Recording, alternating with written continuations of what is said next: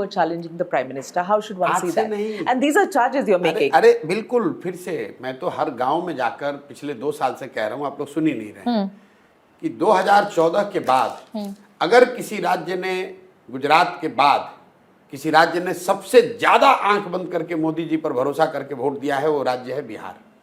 2014 में भाजपा की कोई ताकत नहीं थी। नीतीश जी से गठबंधन से अलग होने के बाद भी भाजपा को 30 से ज़्यादा सीट आया। 2019 में 40 में 39 सांसद हम लोगों ने जिताया। इस बार भी जब भाजपा को कई जगह नॉर्थ के राज्यों में झटका लगा है, बिहार ने फिर उन पर भरोसा जताया है। लेकिन तो मोदी जी धोखा कर रहे हैं। सुन तो लीजिए आप बात को। मैं खुले मन से रोज गांव में कहता हूं, आपके मन से भी कह दे रहा हूं।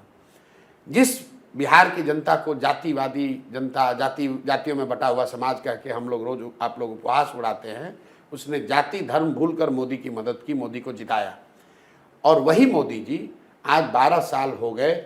आप मुझे बता दीजिए, पत्रकार होने के नाते, बिहार के होने के नाते, एक दिन काम उन्होंने किया नहीं किया छोड़ दीजिए, पैसा दिया नहीं दिया इसको भी छोड़ दीजिए, बिहार के विकास के लिए अगर मोदी जी ने 12 साल में एक दिन एक बैठक किया है, आप मुझे वो खबर दिखा दीजिए, मैं कल से मोदी जी का झंडा लेने को तैयार हूं। मतलब जिस व्यक्ति को बिहार में ध्यान नहीं रहा यहाँ। एक सुन तो लीजिए। जिस व्यक्ति को बिहार ने अपनी जाति, अपने परेशानी सबको भूलकर, गुजरात के जिस व्यक्ति पर बिहार की जनता ने भरोसा किया, आंख बंद करके वोट दिया, उस राज्य के बच्चों के लिए मोदी जी ने 12 बरस में एक दिन नहीं निकाला है। तो क्या ये धोखा नहीं है? क्या बिहार के बच्चों को ये हक नहीं, बिहार के लोगों को ये पूछने का कि भाई आप गुजरात में बैठक कर रहे हो, गुजरात का विकास आपकी चिंता आपको है, क्या आपको नहीं पता है कि बिहार देश का सबसे गरीब और पिछड़ा राज्य है? क्या आपने इसकी चिंता की कि बिहार में कम से कम 10 चीनी मिल चालू हो जाए? क्या आपने इसकी चिंता की कि बिहार से पलायन रुक जाए? कोई अगर 12 साल में इस पर प्रयास हुआ तो हमको बता दीजिए। प्रयास छोड़िए, सफलता मिलना नहीं मिलना छोड़ दीजिए।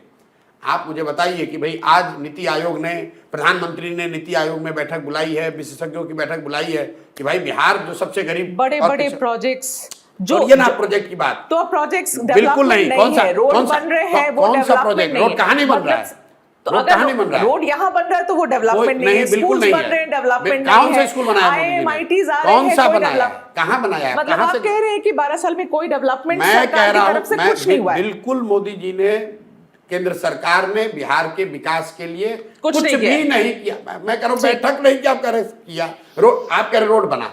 अरे भाई, आपको अगर रोड बनाना है, ईस्ट और वेस्ट को आपको लिंक कर रहे हैं, ईस्ट वेस्ट कॉरिडोर बन रहा है, तो क्या बिहार को आप इरेज कर दीजिएगा?